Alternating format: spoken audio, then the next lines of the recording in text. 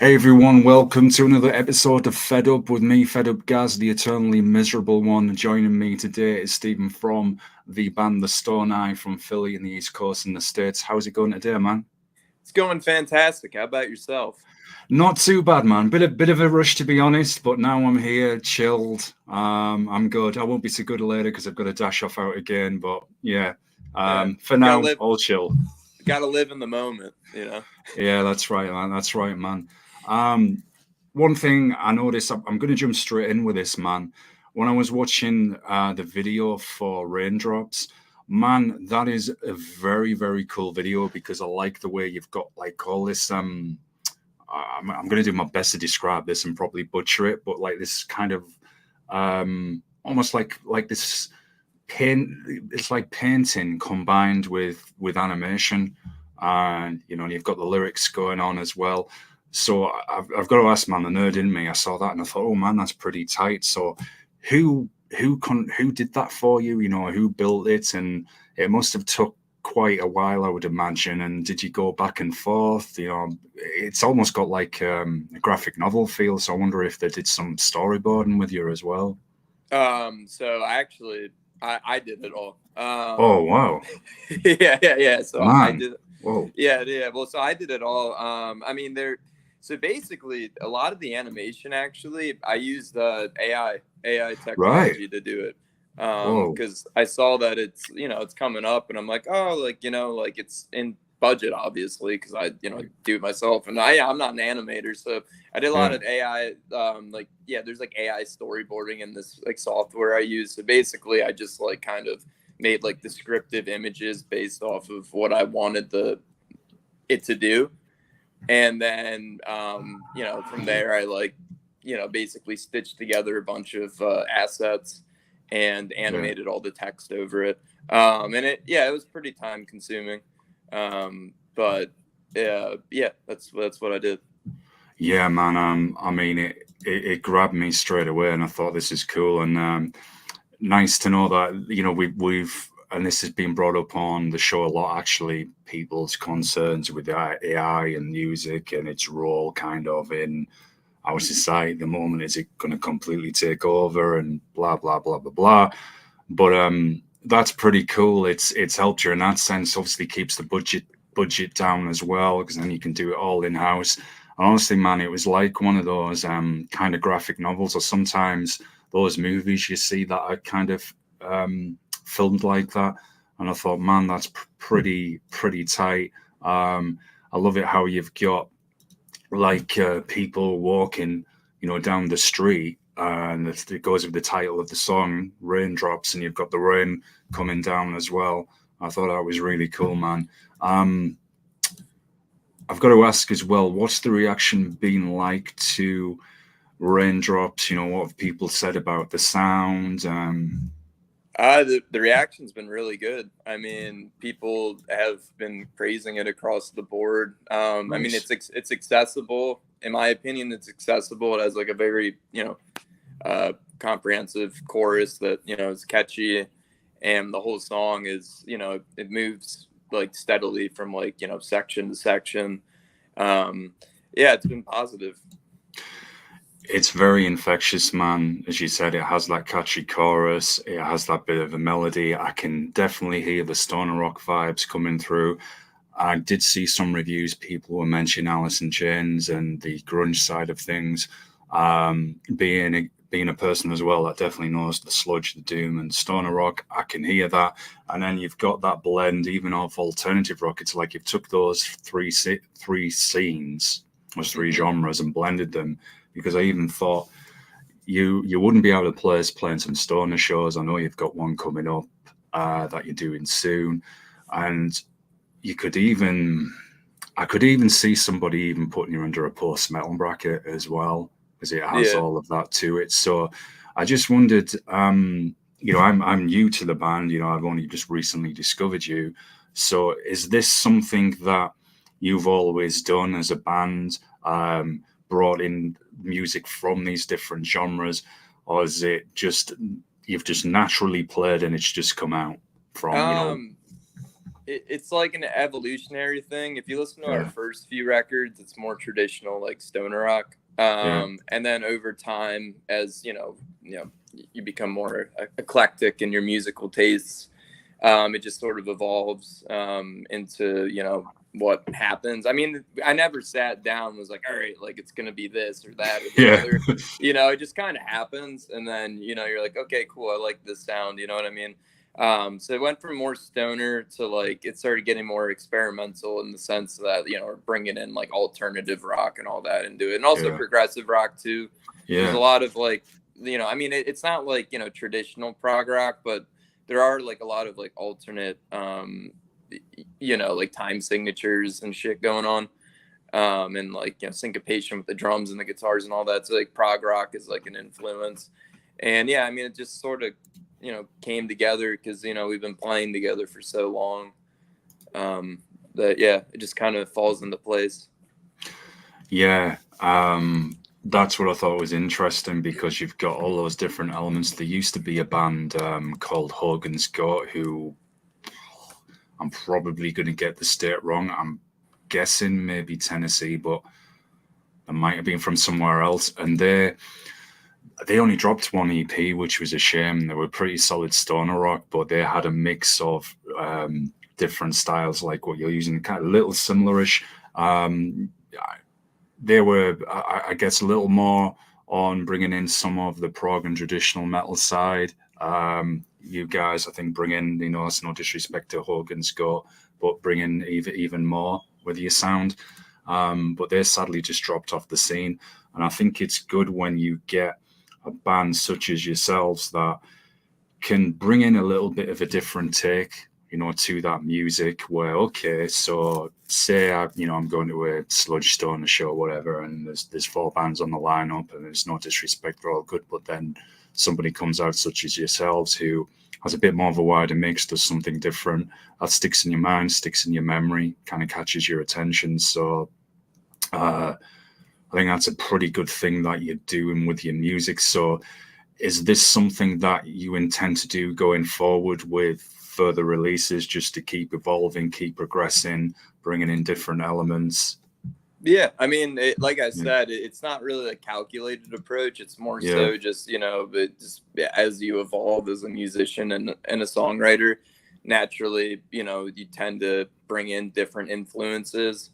And yeah, I mean, we're going to continue to create music that appeals to us, and what appeals to us is what we've been putting out. So naturally, it's probably going to lend itself more to what you're talking about with like the draw from different genres, and yeah, so I mean definitely in the same wheelhouse. I mean, hell, we have a new song coming out in like a month, and that's going to sound pretty drastically different than Raindrops.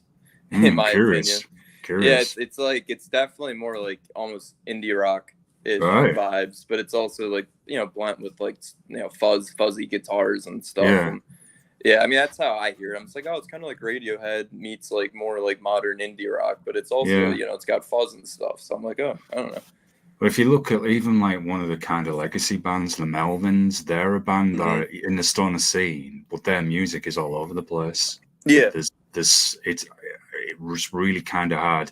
I mean, we can say stoner or fuzz, but yeah. if you like to say, yeah, it's in that scene. But if you listen to the music and look at it, uh, it's hard to really say, is it totally this one or the other? There's so many different sounds in there. Um, I mean and I know you. that's Sorry, like go on. kind of no, you're good. That's kind of I mean like stoner rock is kind of like it's kind of like grunge in the sense, you know what I mean, Yeah, where it's like is it like what really is grunge, like yeah, what really is stoner rock, you know what I mean?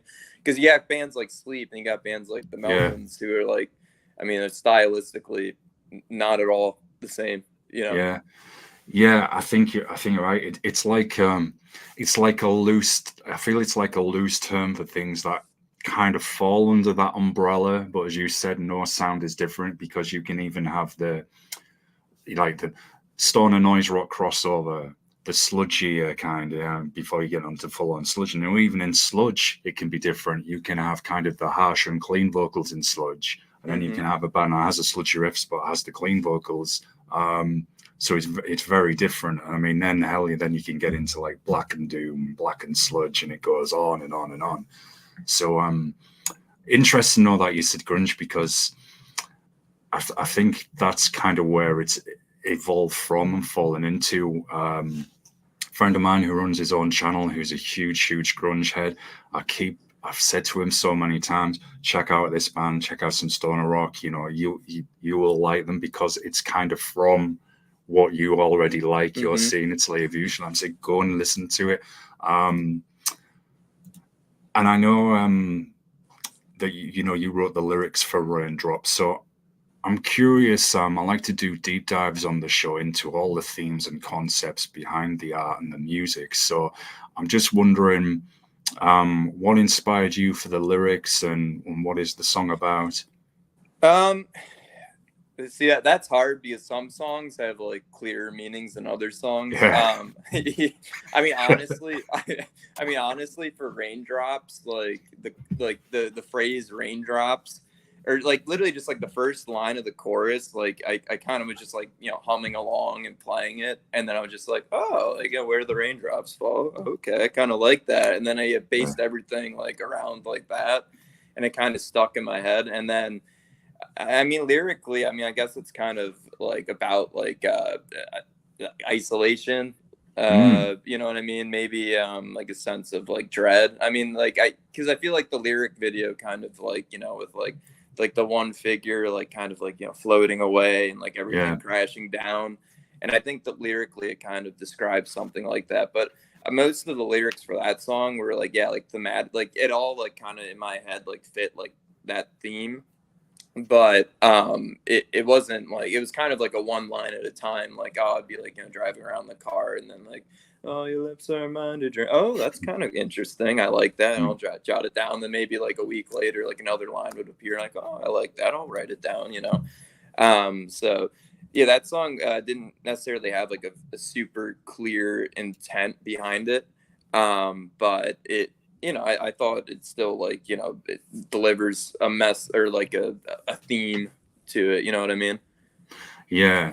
And it's interesting you mentioned your creative process there as well, because it's always amazing the answers I get about how people write the music. Some are always right.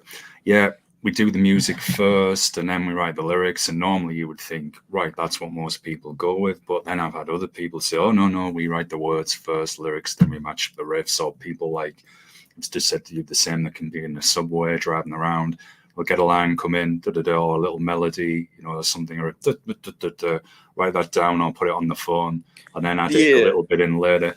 And this seems from what you were saying that this happened naturally, and then it's just grew from there, which is, I think, can be one of the best ways as well. I'm not knocking any of the other methods, because I think it depends on what you're wanting to do, if there's a concept or something. But it's also nice where you've got these things just that naturally manifest, and then turn into something, which is great stuff.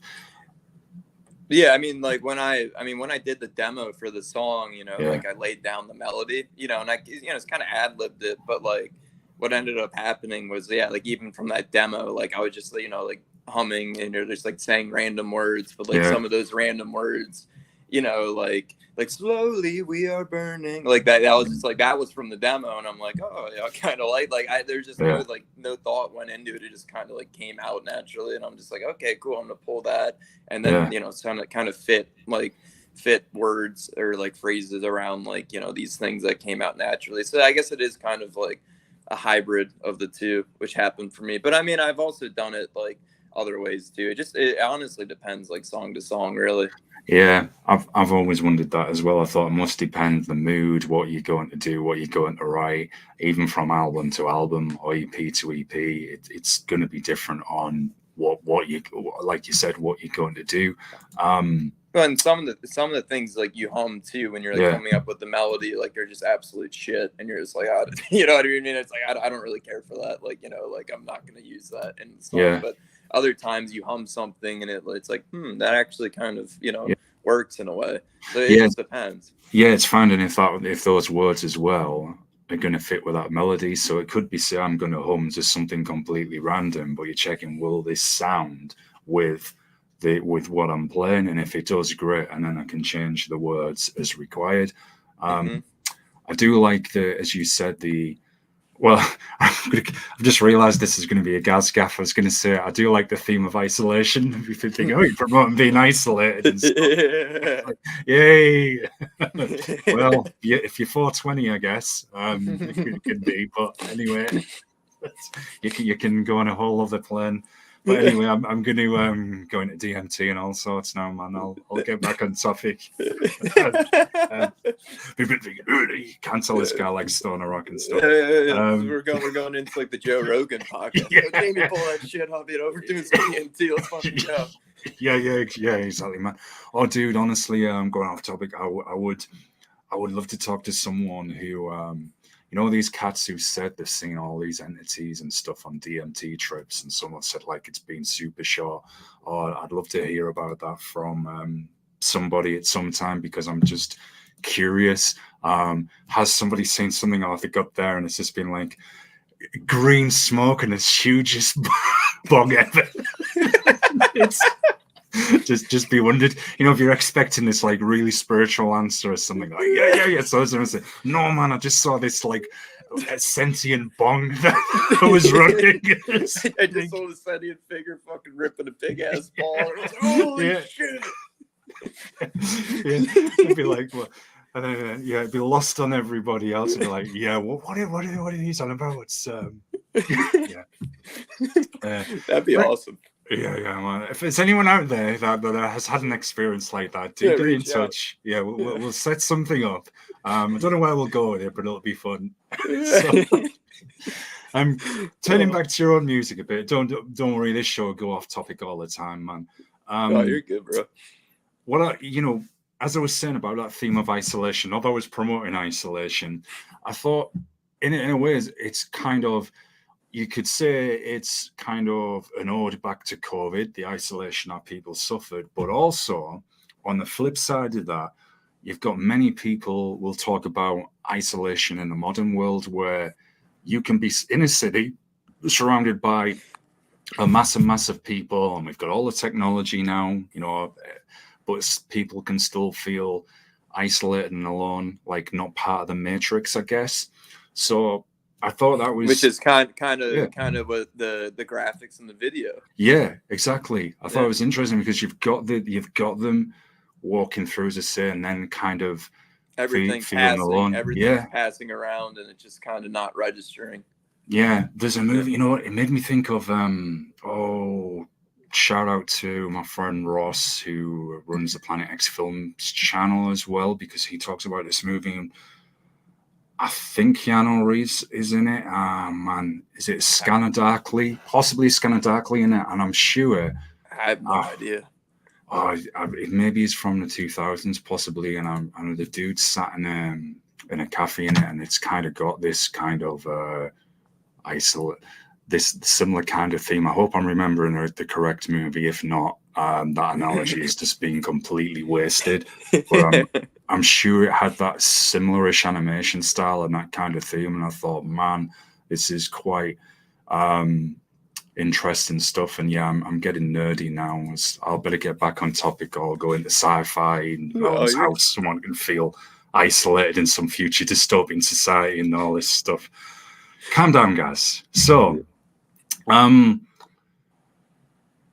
Raindrops is before you've got the single that comes out next month, but it's taken from your recent album, which is called Fata Morgana. No, so Raindrops is a standalone. Standalone. Sorry. Yeah. Right. Our last album is entirely its own music. Right. So, is the new single, you said it's standalone, is it going to remain so? Are you going to put that on another release, possibly, of some more songs? So what the plan is I mean, the music industry, as I'm sure you know, is like definitely singles oriented. Yeah. The plan is to release 4 songs over the next couple months. So 3 more songs after Raindrops, and then I'm gonna compile it onto like an EP for like a little like release. So that's the plan. Do you think it's going that way now. And I think it sometimes differs on scenes, because there's been a lot of death metal bands are still putting out full releases, and then other genres, other people say, no, we're going to do now short EPs, 4 to 6 tracks, and then maybe a standalone, and then another EP. One band recently, a death metal band from Sweden, they said they were doing it this way. They were going to do like an album, then an EP, then an album, then an EP, do it that way. And they're all saying it's like with people having short attention spans, only listen to a couple of tracks. For me, if I like the band, this is me personally speaking, if I dig the band, I'll listen to the full album. Well, that's what I do too. Yeah. That's how I am. I mean, we've put out like 6 or 7 albums, like full length albums. Whoa. Yeah. So like we put out a lot of albums, but it was kind of like at least right now, it's like, all right, I kind of want to try something different. You know what I mean? Yeah. Because the truth of the matter is, like, yeah, like shorter attention spans. I mean, right now it's such a streaming focused market where like most people, I noticed this too, like looking at the analytics for our releases, like especially on like Spotify and all that, like the songs that like get all the plays are the ones that get thrown onto the playlist, you know what I mean? Yeah.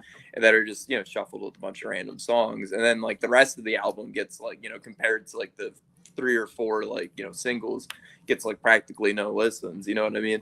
And I'm like, oh, like I put out an album that I feel like is worthwhile, to listen to, you know what I mean? So I was kind of like, what's the best way, at least I want to try, like, putting out music, and like labeling it as like singles so people will actually listen to it. You know what I mean? That's a real cool way of marketing it as well, and definitely grab them and draw them in. Because, I mean, I thought if people have short attention spans, I mean, if you look at some of the drawn albums, and even a lot of the doom bands that can have like 8-12 minute songs, and drawn can have like 40 minutes. Although if you struggle with, say, something for 3 minutes, I thought those folks are going to good luck with trying to listen to a full drawn album with them for somewhere. It's like it's like good luck. I mean, so I don't know, I feel like it's kind of like a hybrid thing where it's like we put out singles and package it as an EP at the end. But I mean, I don't know, it's like, I mean, admittedly, it is kind of frustrating when you put out an album. It's like, oh, this song is 75,000 streams, and the next song on the album is 500. Like, oh, great. You know what I mean? Yeah, it is. It can be quite disheartening as well, especially creative. Oh, absolutely. Can't even say the word now. Well, no, I mean, you're absolutely right. That's why it's kind of like, I feel like, like we're writing decent songs. I want people to listen to them. I guess, the best way to do it is is to play the game, to a degree. But, I think it's playing the game, using it to your advantage, tapping into it in different ways as well.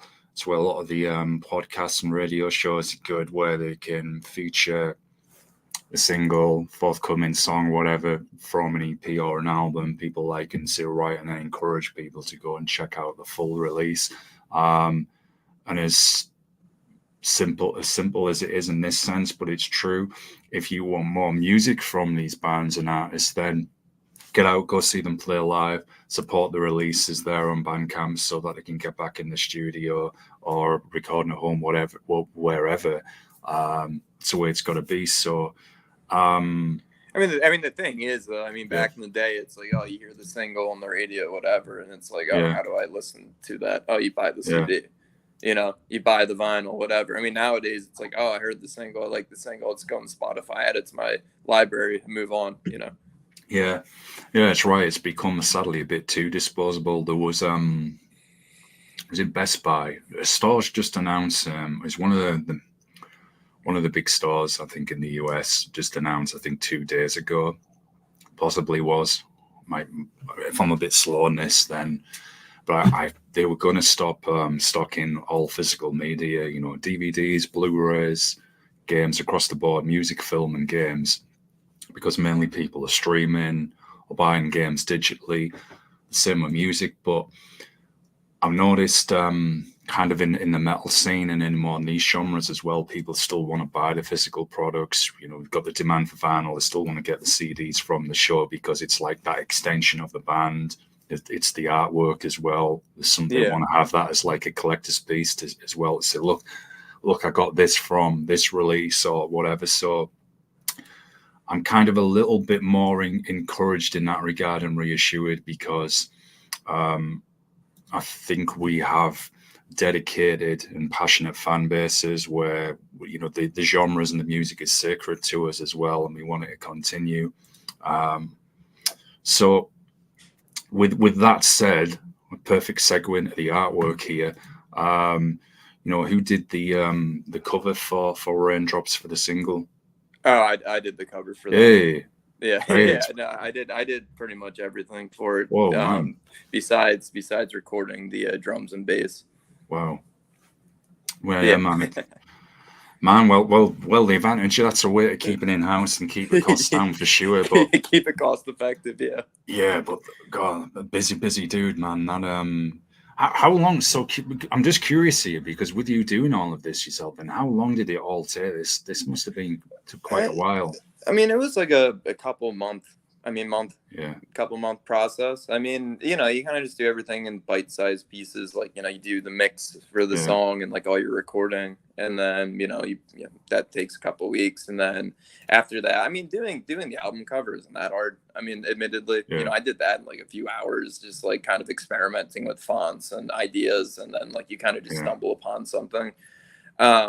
And I have experience with Photoshop, and then like, the lyric video, I mean, that took like, you know, another like week or two after that. So, I mean, it takes time, but I mean, you know, you kind of just do it over the course of time, and, you know, divvy up your time and whatever, and you make it work. And I mean, it's a lot easier too when it's just one song versus like an entire release, you know, all at once. You know what I mean? It's like, instead of having to do 12 songs at once, you know, you're just doing one. So it is easier. And I, you know, I've experience doing it, so it's kind of like, you know, when you have experience, it generally goes by quicker, you know. It's just a bit each day when you can, isn't it? I have gamer rage with doing artwork. I just don't have the patience for it, and then like it's often, and I'm just like a gamer who's got be playing FIFA or NHL or whatever. It's like, I mean, for me, my biggest obstacle is, you know, sometimes finding like the motivation to do it, because it's just like, it's like you love when it comes out, and like, I mean, that's what motivates you. It's like the end product's gonna be worth it, but it's just like getting there is like sometimes like just like mentally exhausting, you know, or you know, because you hit that creative block where you're just like, oh, everything I'm doing isn't working, but you also know like that's part of the creative process, and then like eventually it'll pay off. But sometimes it's like, oh, but you know, would I rather just like fucking drink a few beers and watch a movie? you know what I mean?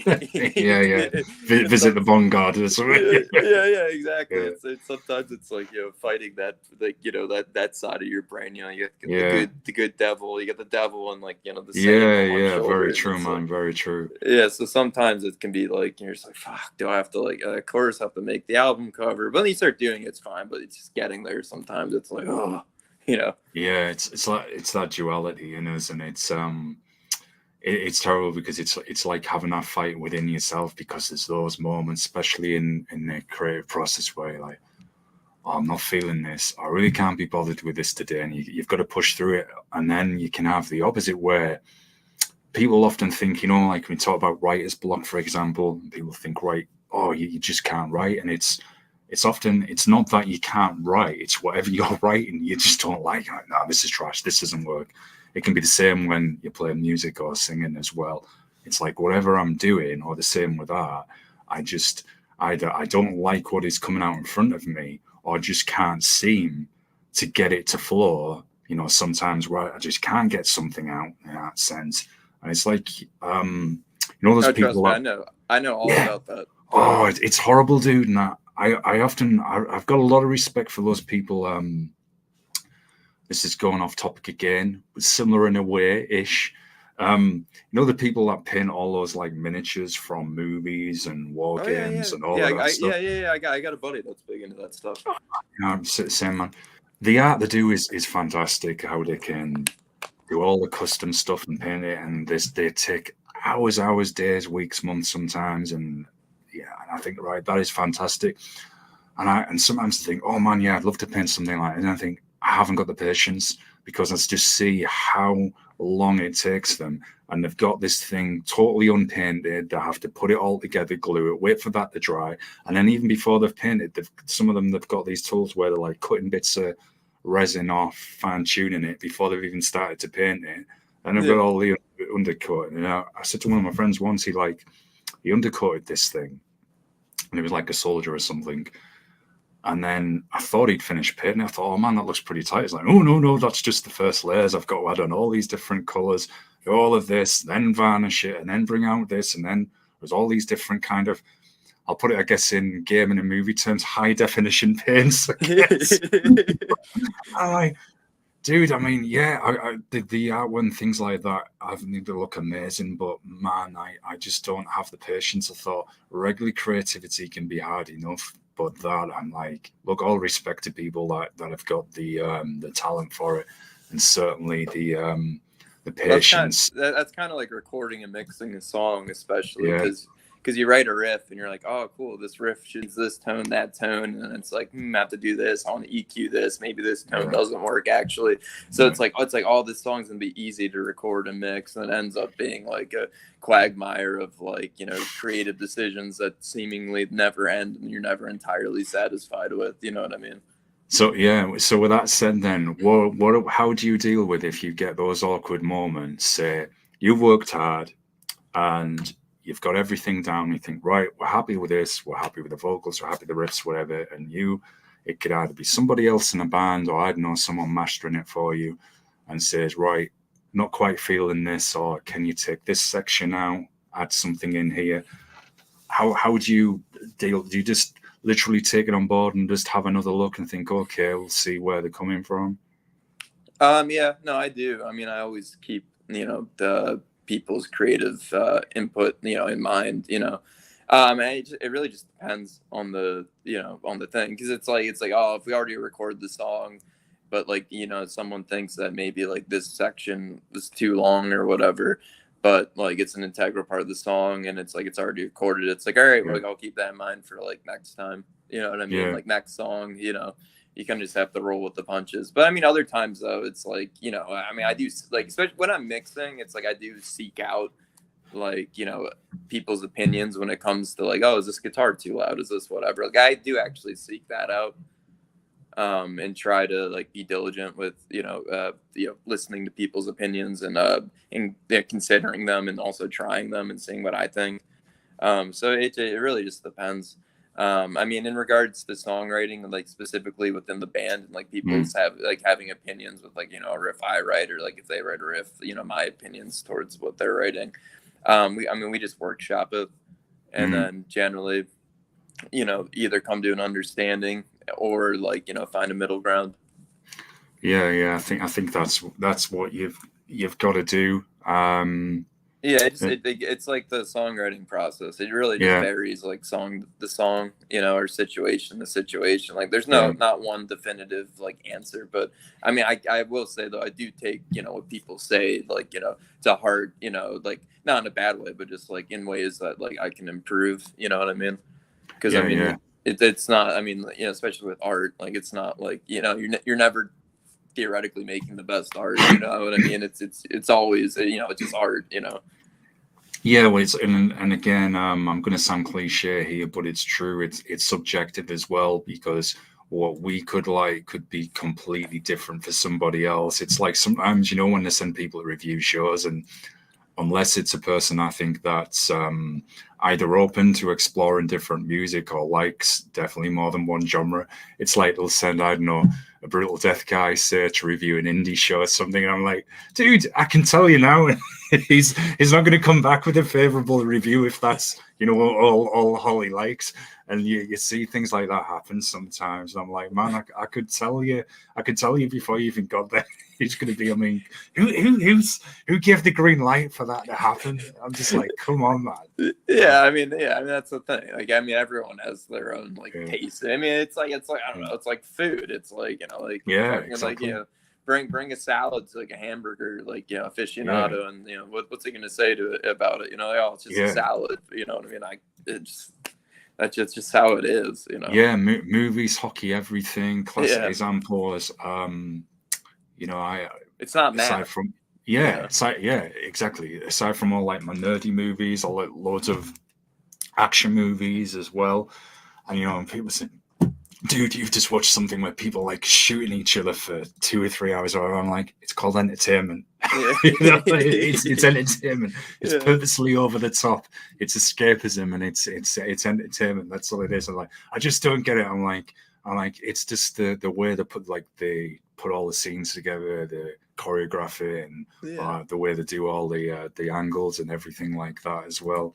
Um, so when I was reading as well about um, Raindrops, and the press release says that this song particular went back to more of your primal roots, and you said earlier, Stephen, that your previous sound was definitely much more in the stoner rock vein. So um, was again that, as you said, just naturally happened, come out, just thought, right, this one's just a little bit more going back to the earlier sound. Yeah, I mean, for the most part, I mean, I wrote Mm. it, and like, yeah, like our last album, Fata Morgana, had like a lot of like more prog elements, and this is just Yeah. more straightforward stoner, like alternative rock kind of stuff. And yeah, I mean, I just just writing it, playing it, I'm like, oh, like instead of like a 7 minute long, like 18 part song, it's 3 minutes long, like kind of like poppy, and it's like pop rock, and it's like structure. So yeah, I mean, it's just natural. Really, it wasn't like an intentional, like, all right, let's Yeah. sit down and like conjure up like feelings from the past. You know what I mean? Yeah. It's just kind of like, it's just like boom, all Yeah. right, here we go. Yeah. That's what I wrote in the moment, and Yeah. yeah, I was just happy with it. So Yeah, definitely, man. And I'm curious as well. As I say, as we said, you've got the different genres within the music. So, um, does your fan base draw from across those scenes? I mean, you're obviously going to have the stoner support, but I'm just wondering, do you get cats listening from from alternative rock, indie music, grunge as well? yeah, we do. I mean, most of it. Most of like our fans like tend to be like in the stoner rock camp, just because like that's what we came up doing. But Yeah. yeah, no, we draw from a lot of places. I mean, now like I have people like like buddies that don't even like rock music, but like might like this particular song or that particular song. You know what I mean? So Yeah. it really just like depends. I mean, like if you go on our discography, I mean, now we have like songs with like strings and only acoustic guitars and like hand drums. You know what I mean? So it's like, yeah, I mean, we definitely draw from a wide variety of styles of fandom. Yeah, that's good. So you've got a very broad, appealing aspect to you there, and that's good. I'd imagine as for playing shows as well, you can pretty much go from stoner to an indie show, pretty much fit in whatever. I mean, Yeah, and then that's what happens sometimes. nice. So yeah, I mean I mean you definitely can tell though like which shows we're probably more fit for. You know what I mean? Yeah, Because I mean yeah, we have played indie shows, and sometimes it's like we have a couple songs in there, but we also got like a couple songs with the big muff like roaring. So it's like, yeah, but yeah, I mean that's kind of. I mean I'm also like heavily inspired by bands like Ween, and like yeah, Ween is like known for like practically going genre to genre, like in between like yeah, songs on an album. So yeah. like that's the kind of shit that I enjoy. So Yeah, yeah, and that keeps it challenging as well, and it well, keeps it keeps people it fun. guessing. It Yeah, keeps me engaged writing music, because it's like, yeah. oh, like I'm really into like like I was listening to Massive Attack today, like I Yeah, really want to Massive write. Attack, awesome. Well, I was actually listening to Massive Attack today, but like for an Yeah, example, I guess that's why they're on my head. But it's like, oh, like like I want to write like a trip hop style song now, like you know what I mean? Like it's just like I sometimes I'm just not listening to stoner rock, so I don't really want to listen to write a stoner rock song. You know what I mean? It's like I was yeah, listening to Oasis today. I want to write like a more Oasis-y yeah, kind of. yeah. It keeps it. Oops, I think we've just. Oh, there we are. Yeah, you. Yeah, and I had an alarm pop up on my phone, and I was like, oh, close that. It's all right. But It's all yeah, right. no, it's like I was like, oh, listening to Oasis. I want to write more Yeah. Oasis-y kind of song, So Yeah, it keeps it fresh for you, as you said, and all, and interesting. Certainly and keeps the fun, yeah, yeah, and you don't get bored. Um, Look, there's nothing, and again, I'm not bashing, you know, anyone who just wants to play hardcore all the time. I love hardcore and I love death metal as well. There's nothing wrong with that. But there's also, if someone wants to know, I want to do something different approach, keep changing it up, keep it fresh in each release as well. And as we were saying about, if you look at the term, well, we were saying stoner, how really it can be such a lot because things. Trip hop can come into that camp easily. Massive Attack, all of those kind of crews, because again, trip hop, stoner inspired, that can easily fall under that umbrella. So there's no. If you think about even that scene, it's so wide, as we were saying, like with the Melvins, Sleep, the sounds can be so far apart anyway. And I think it's nice that when, say, if you play an indie show, you'll mix in sometimes a stoner rockish one, a heavier one, and vice versa. I like doing things like that as well. As people, sometimes when I'm doing some of the real life DJ gigs there, and if it's not where, oh yeah, you have to keep this one more pop music clean, you know, whatever, and I'm like, what can I sneak in here from another band that doesn't really fit in this genre, but they might have something, say, lighter or stuff that I can sneak in that's still got a little bit of a heaviness there, or I can do a mellow, you know, if they could have like a random acoustic track, as bands do that. I put that in there and people are like, hey, who are this? And then they'll hear the rest of the album and it could be someone going, oop. Right. I've just got it. No, this is live. This is live entertainment. This is what happens when you do it live, kids. Yeah, it does, especially when you get a bit too excited and amped, as I just did. And that was a classic Gaz gaff. Believe me, I've done a few of them. That's got to be the best one so far. Destroys his own mic live on a show. Put it on your end of year compilation. Yeah, put all these Gaz gaffs together.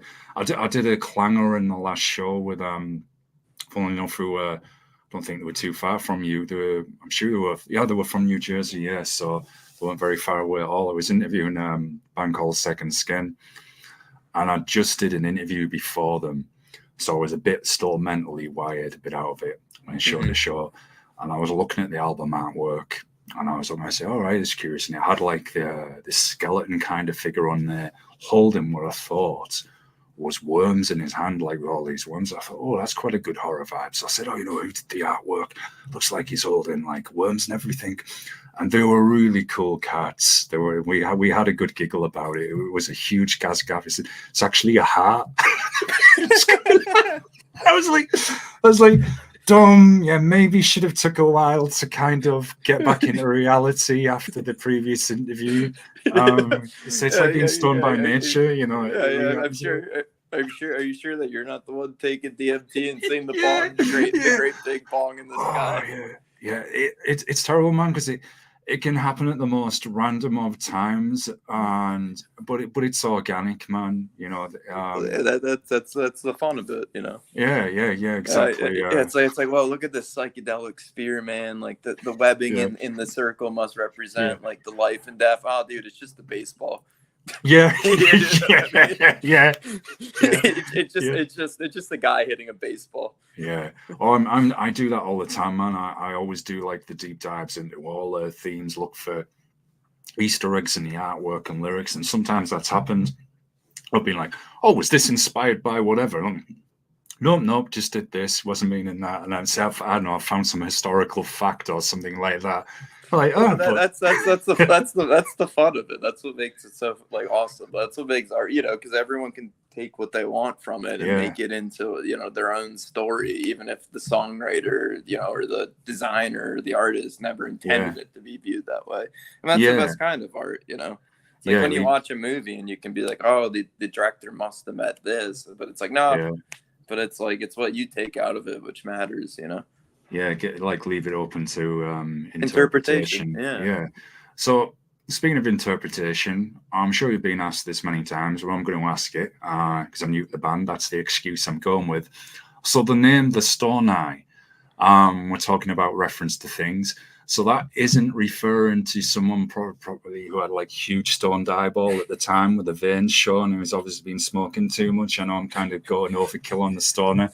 Is it just simply a name, the Stone Eye? Yeah, no, it is simply a name. Yeah. It was, I mean, initially, I mean, you're kind of onto something, because initially, like when we were drafting names, like one of the names that stood out was like, to me, it was the Stone Eye, but then we were like, oh, that's kind of like generic. So we Yeah. just wanted the Stone Eye. I mean, I don't know. I thought it had like a unique, or a kind of like a ring to it. But it doesn't really mean anything in particular. I mean, the big thing was when you looked up the Stone Eye on Google, nothing popped up. You're right. You know, and it was just like, oh, like it kind of has a ring to it. No Yeah. one has taken it. So, you know, if we release music under the name The Stone Eye, like, you know, we'll pop up, you know, which is important in the internet age. So, no, the Stone Eye really has no meaning to it whatsoever. Yeah. Like it just, I thought it sounded cool. Yeah. Yeah. So, Well, it grabs you and it's catchy and it's short. I mean, exactly. I kind of did a similar thing with rebranding as Fed Up. I mentioned this to a lot of guests recently. I was just sat in and I thought, well, I'm always fed up about something. Other people are. So come on the show, tell me why you're fed up. We can have Event Fest and then talk about, you know, music obviously as well. So just thought, yeah, come up with Fed Up. And I thought it's something just short and catchy. Yeah. And like something you can, like, I don't know, like, it's like write down, like, you know, if you're bored and you have a piece of paper, right, Fed Up. Yeah, exactly. I thought, yeah, rather than some, I don't know, these something, you know, whatever, chronicles, blah, blah, blah, blah, blah. I'm like, yeah, Fed Up, that'll do. Fed Up, yeah, just leave it as is. Yeah, I looked for a free to use, you know, non copyrighted images, found one free to use, simple. Just knock the mic again. Dude, yeah, I am sober, folks, honestly. Yeah, dude just sat there at his desk, just completely out of it. I thought, yeah, that'll do. that'll do, mate. Yeah, that'll do, mate. Bloody hell. Yeah, I'm honest. Right. So curious as well, you as you do, you know, vocals and guitar as well. How do you keep your vocals, you know, healthy? I mean, I do vocal warm-ups. I kind of know like how to push my voice. I mean, I was never taught how to sing, but you know, I've just learned like how to sing in a way where I don't think it damages my voice. You know, just drink water. I mean, I mean, I'm not doing a lot of like what's it called when you, like, you know, vocal fry. I'm not doing like a ton of vocal fry. I mean, it's mostly clean vocals, so I've never really had an issue with keeping my my voice good. I mean, like on tours, like I noticed that sometimes like the higher ends of my range might get a little like shaky after like a few shows. But for the most part, you know, I just try to do vocal warm-ups and not like Oops, we've got an alert again. It seems, I have these fucking like alerts set up on my phone. And there's like, I'm like, Jesus fucking Christ. Oh no, I get the same, man. It happens on mine all the time, and you always get those. You say, go on, man, not cut you off. Oh no. But yeah, no, like I don't do a lot of vocal fries, so I mean, I just, you know, do vocal warm-ups and I try to, like, you know. Yeah, I mean, I don't know. Like some people struggle with it. I just never really have. Like, I mean, I've lost my voice before, but it's almost always because like I'm like sick. Like it's never like, oh, I played a show and my voice is gone. It's like, oh, like I played a show, my voice is gone, but my throat has been killing me all week. So there you go. You know.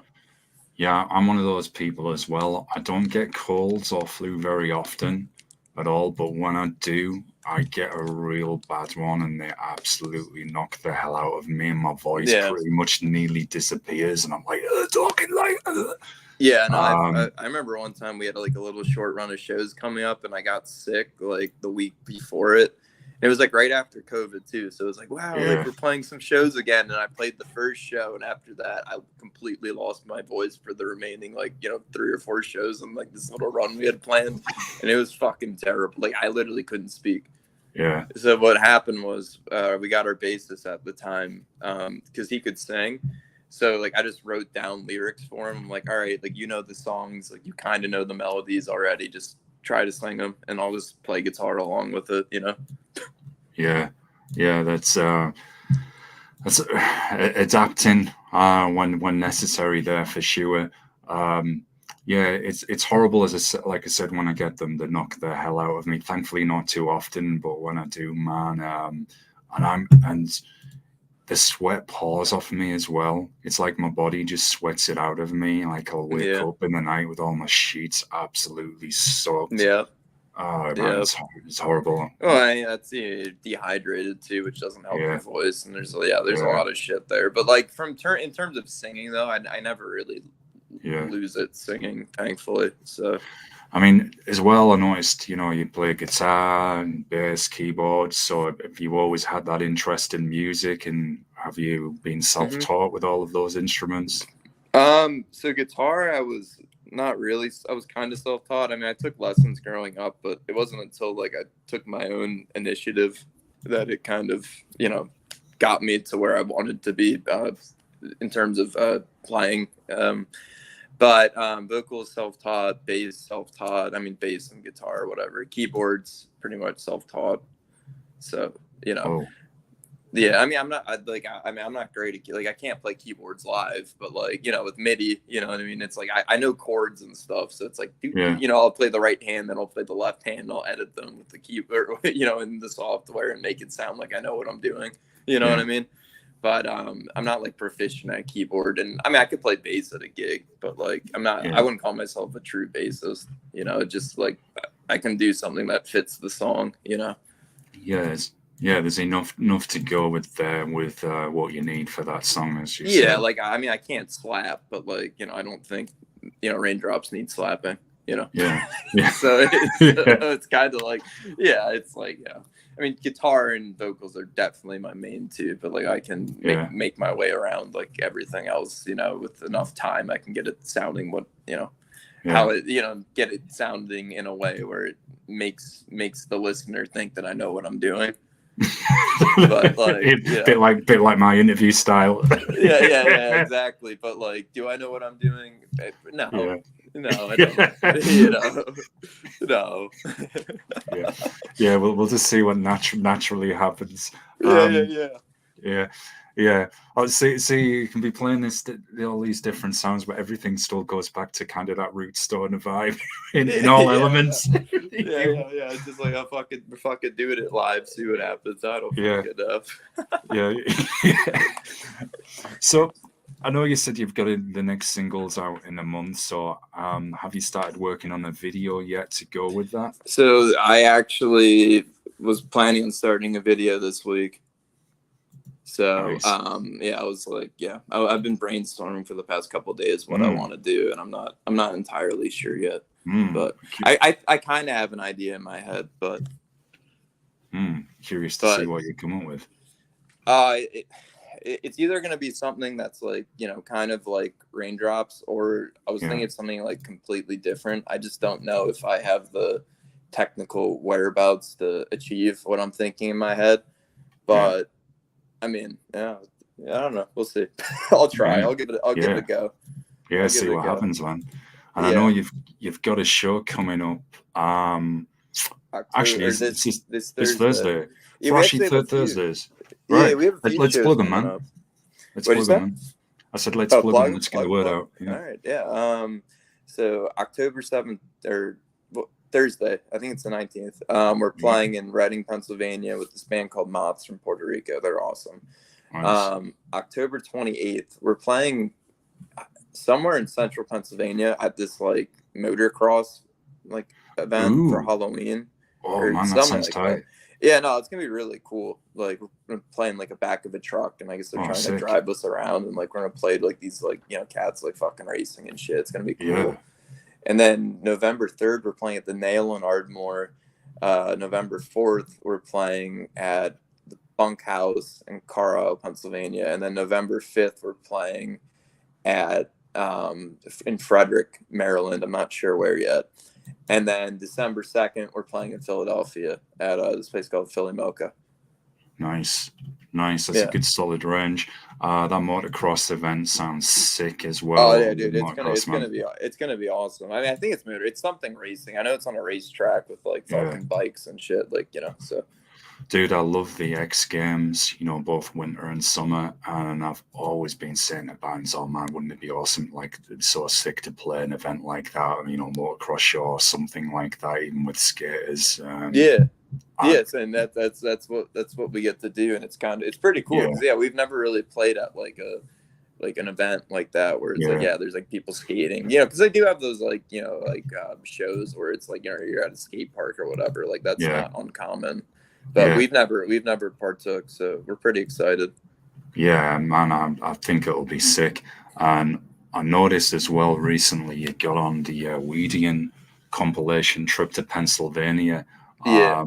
Which definitely want to recommend for people. Check it out, weedian420.bandcamp.com. Go on that. Trip to Pennsylvania, it's called. And there is a plethora of bands on there. I think it's about 52 tracks. Everything is on there, so definitely peep that. So did they reach out to you and ask if you wanted to be featured? Yeah, they did. We've worked with Weedian in the past. I believe Weedian put out another compilation for Pennsylvania back in, or it might have been Philadelphia specifically, like, you know, 3 or 4 years ago. And we were on that compilation as well. But no, we've worked with Weedian before, and it does a great job. And and you know, we're very pleased to be on, you know, such a rad compilation because I mean, most of those bands we played with, you know. Whoa, and nice. And there's a lot of fucking great acts on there. For sure. I used to put out punk and hardcore compilations, very similar. Just reach out to bands, and then it was perfect timing too. Like they reached out to me like right before like Raindrops was like, you know, getting wrapped up, and they're like, oh, we're putting out this compilation. I'm like, oh, that's like a week after the single drops. That's perfect, you know, get it in more ears, you know. Yeah, definitely. Get out there as much as you can. That's certainly not a bad thing. So I'm just curious as well, Reading, I know yourself and Jeremiah are the main staple, you know, of the band. Are you going to add more permanent members, or just with, you know, whoever can help, you know, play with you live? It's kind of a it's meet the right person kind of thing. I mean, there's no like a definitive timeline on it. I mean, when we play live, we have some guys that, you know, fill in. But you know, it's just, you know, whenever the right opportunity comes, you know, like we'll, you know, address it. But you know, like right now, like, you know, we're operating in terms of like a studio environment just fine, the two of us. Songwriting and studio environment just fine. So it's like, you know, it's like, wait for the right person. Don't try to like, you know, shove a, you know, it's a square peg into a round hole or like whatever. definitely. So it's kind of a, you know, just wait for the right moment and right time, you know, whatever. It's got to be the right fit, man. Someone who you're going to flow with, that you can bounce back and forth with creatively, constructively as well. If you ever feel the need, right, we've got to change this for this song or whatever.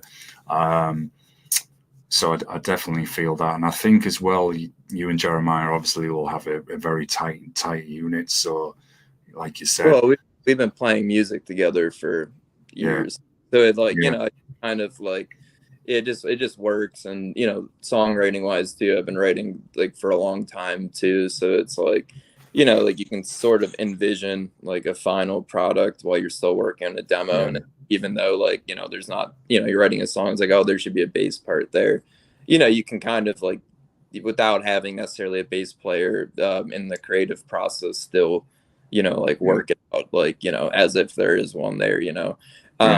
So I mean, like, you know, in terms of getting more permanent members in the band, I mean, you know, like I have a few people like on like, you know, who we're working with right now, who it's like, all right, like, that might happen in the next, like, number of months. It's just like, you just got to wait for the right time. And, I don't Yeah. want to set deadlines on something like that. Yeah, that's right.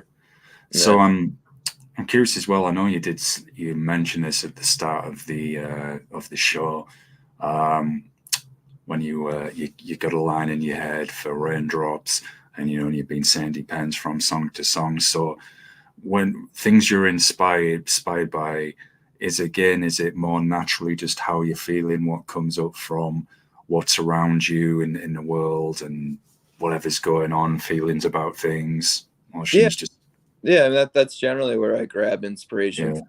Sometimes there's like a clear, like, oh, this is like bugging me. Like I want to write about it, or like, yeah, or cathartic, anything about this topic. And then other times, it's like I don't know what the fuck to write about. Like I'm it's like I'm happy right now. yeah, Like I don't know. Like it just yeah, depends.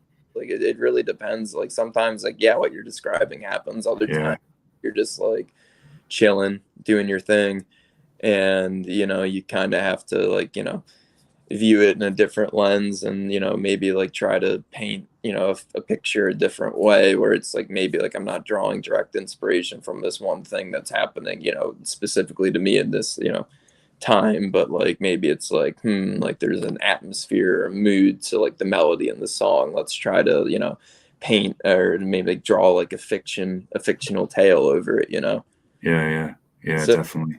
it depends, really. Yeah, yeah, it is. It's the feeling, whatever mood you're in at that time. So outside of music, when you're not witnessing me destroy their own microphones live on air and stuff, and doing gaffs, what do you like to chill with, man? What you're interested in? I know we were talking about some sports before we went live. So, obviously you're a follower of sports, and what other things do you like, man?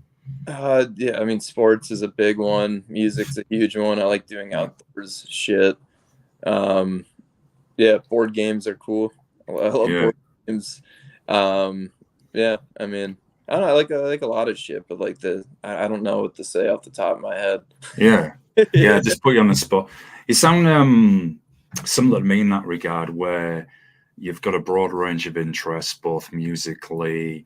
You might have your favorites like I do. I mean, obviously hardcore and death metal, but I like lots of other music as well. And the same with interests. And yeah, some of those board games are cool, man. I just don't. I like us saying it. I just don't have the patience to paint any of those miniatures or anything like that. I'm like, look, if someone can do that for me, and and there's people who do. You get these people who do paint models and miniatures and stuff. Would be like, yeah, I'll pay you to paint my whatever it is I need for this game. That's fine. I just can't be bothered to do it myself. If yeah, someone said to me, "You've probably learned and had the patience," I'm like, yeah, yeah. man, but I But don't know. no, but Yeah, no. exactly. I just want to play. Just call Yeah, my person the Grey Knight, the Grey yeah, one, the yeah. Dark one. Then it can just fine. It's got grey armor, dark robes. Like, I don't know. Have you got an assassin character in the game? No. Do you need one? Yeah. Right. I'll be the assassin.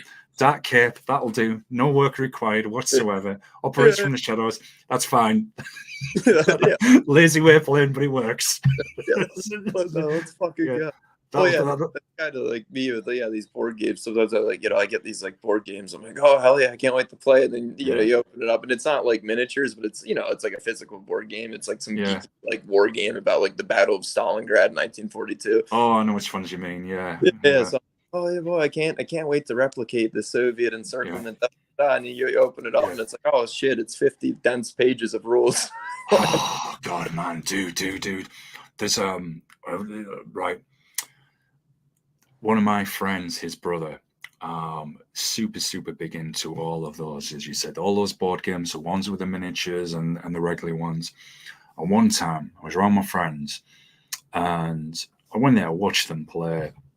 It wasn't a board game with miniatures like what you said, something like that. But it was a fantasy one. Hmm. Uh, And it seemed pretty grimy, I thought, all right, this will probably be pretty cool.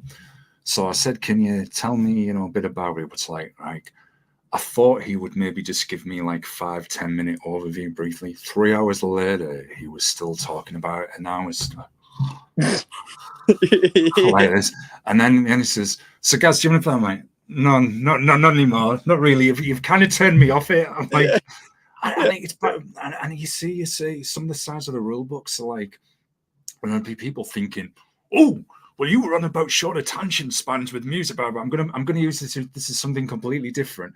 When it's to the extreme, when like the rule book can be as wide as this monitor, you know, something like that, Yeah. and I'm like, and I have to read this, so it's like doing a thesis, reading one before you even. I'm like, 3 days later, you've only got through like a quarter of the pages. Yeah. And then you have to retain it all and somehow like art compartmentalize it. I don't now I'm mixing my words, but you got to retain it all, and then also like actually like figure. It's like, all right, I know he goes here, but it's like, but why? So then you have to figure out, but so why do I want to do this? And it's like, yeah, I mean, some of it's just like, you really got to be in the mood. You know what I mean? Oh, Like hell sit yeah. down and like fucking do it, because like other times you're just like, oh, I have this sick ass board game I got. Do I want to play it? No, like tired. Yeah, exactly. You got, and I must admit, I'll give respect to those cats that can remember the rules completely on the fly. Like, yeah, page 59 has the full breakdown, the formation you need to use, blah blah blah blah blah, whatever. And I'm like, you're just like, how what? did? Yeah, it's kind of like those people who are like walking sports heads, like they're a walking sports news service where they know every league, every team, every player. They can just tell you instantly like that. It's kind of similar in that vein, I guess. But man, when you, like you said, with some of them, and I'm just like, this just, you think you're in the mood to play, and then you're just like, oh god, no, this just takes forever. It just takes any fun out of it, because I think it always looks good when you're seeing it, say, on TV or on a stream or something with people playing it, showing you think, oh man, this looks pretty cool. And then you sit down. Yeah. It takes way too many cogs in the machine up here to like out in action. It's like I'd rather watch someone else do it and like pretend that I'm having fun through them. Yeah, I did. What was another random story? This was with the same group of friends, and we were playing. From what I remember, I can't remember the name of the game, but it was fantasy medieval again. You had like your party going on a quest, and you had to hunt for treasure in this like haunted ruin city. And there was all like the undead were basically coming out to try and stop you, kill you. It was like zombies, vamps, all this kind of thing. And I remember the guy running it was like really, really intense, focused on it. And my guy had a crossbow, and there was a zombie room. I said, right, I'll shoot that zombie, with a crossbow. And he goes, right, roll your die. I said, roll it. And he goes, right, where do you shoot him? I went, I don't know, just shoot him with a crossbow, and you just tell me where it lands. And he was like, you've got to say where you shoot. Are you going to shoot him in the leg, or are you going to shoot him? I'm like, okay then. They're like, which one? I'm like, okay, the left leg. Whereabouts on the left leg? He's got to roll this, hit this. And I'm like, can't you just say the crossbows hit him or missed, and then, I don't know, say I randomly roll, and that determines the damage or where it's landed? Oh, and he was getting more and more intense. And I'm like, it's my first time ever playing it as well. I'm like, I'm not going to play this again. It's just like, this is like too much. You're just like, come on, I just want to fucking do the damn thing. But it's like, it's like, yeah, maybe being completely 420'd up would be a way through it, possibly. Maybe that one. Maybe I'd see. After even worse, I'd just be like, all right, it's bedtime. I was going to say, maybe you see things that you might not see other times, but yeah, that's point. So man, I'll get back on topic, just to round things off for us. So, I'm curious as well. Do you have any new merchandise coming to support both the current single Raindrops and the next one? Is there any shirts, anything like that? Yeah, so on our fourth wall page, I'm trying some print on demand like t-shirt designs. So there's a couple of new t-shirt designs there. And then yeah, I mean for the next singles, I mean to be determined. I'll probably like maybe like do another print on demand like a t-shirt design for the next single, like the cover or something like that. Yeah, And then yeah, go from there. I mean, there's nothing definitively planned. I mean, I know like when we repackage the EP at the very least, we'll do like CDs for that, yeah, and I'll probably from all like the print on demand t-shirts, whatever ends up being the most popular, yeah, like actually like properly print it to sell at shows. But there's no definitive plan right now regarding merch besides the fact that there will be more merch coming out yeah. to support at least like the final EP rendition. There's one set of merch that has that caught my attention, and that was the Store 9 dugouts where you've got the what Yeah. looks like the cigarette Mhm. logos on some pants. So I mean Yeah, that could be a yeah. nice Christmas gift there for anybody's other half coming up. Well, It's I need in the I need pants to as well. restock on those because we sold out on those. Great. But yeah, those are like a fan favorite. I mean, they're really cool. Whoa. Oh, that's interesting to know, man. That's cool stuff. Yeah, yeah. So we sold out, but they're really nice. I need to get more of them so I can sell Yeah. more. Because yeah, the dude who does those it's Toke Mage, and it's based out of either Texas or Nice. Maryland. Yeah, but no, he does fantastic work. Like it's all like hand carved and all this stuff, and it's Yeah. really nice. Yeah. Yeah. That was a sick man. Um, there was another oh yeah, a quick fire question. So I'm wondering, because you bring in these different genres within your sound, you're obviously a music lover. Is there any other style of music that you may not have played that you hope to maybe introduce into the band in the future, or would be interested in? That's a good question. I don't know. I don't know. Maybe more like funk stuff or like some Yeah, soul stuff or like. I mean, I like folk a lot too. Like maybe lean more into. It would be really cool to do some like like big bandy kind of stuff. yeah, Like that'd be cool. Like some '40s big band, but like kind yeah. of in like a Beatles style with like Paul McCartney's like tunes when he would Mhm. like that like late '60s like kind of or like when I'm 64 or something like that. Yeah. Yeah. All right, it's cool, man. Yeah. Wow, interesting stuff for sure. So when we get to when I always get to the end of the show, thankfully the microphone's still in good health at the moment. I have to check that when we're done. Um, I always ask guests if they want to do any shouts about anything at all. I know we plugged some of the upcoming shows. I always like to give them the last word, to promote, plug, or shout anybody out. So just wondered if there's anyone you want to shout out or anything we may have missed. Just I want to shout out all of our fans, all of our supporters. We got some shows coming up. I hope to see some of your smiley, happy faces out there, and stay tuned for our upcoming singles because we have a few releases coming up these next few months, and very very proud of it. So Yeah. When those singles drop, get at me. We can do something again, exploring the music, talk a bit about it, get the word out as well. So that would be cool to get that out there as well for folks. I want to thank you for coming on, man. It's been a blast. thank you. It's certainly been very stoner in parts, unintentionally. Like we'd be lost on anybody else. I'd be people like, what?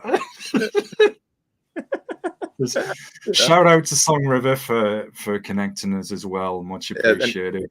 Yeah. Shout out to her as well on my behalf too. Definitely. And I want to shout out anybody who's watched us live or watches us back later. If you want to come on, folks, you're in a band or an indie film, get at me. Don't forget to follow the Stone Eye everywhere. We'll put all the links in the description as well. Definitely support them playing live as well. Let's help music stay around. Don't forget to support, follow, and subscribe the channel. I'm usually on here every day. with whoever's due on that day. So tune in. You never know what's going to happen, as you've clearly saw throughout this show. And yeah, where's the mic? You're getting gamer rage already. Man, yeah. Like a FIFA gamer, you know, when anyone else scores and you see them on Twitch and stuff going, I was offside.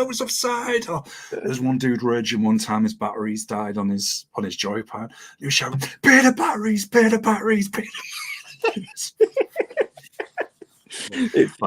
FIFA rages are like some of the best rages. Oh, fuck it, I'm messing. Oh, dude, soccer fans, they're insane. They get so wound up as well. Those games. It's like sat there with popcorn. It's like any minute now, and then the next thing.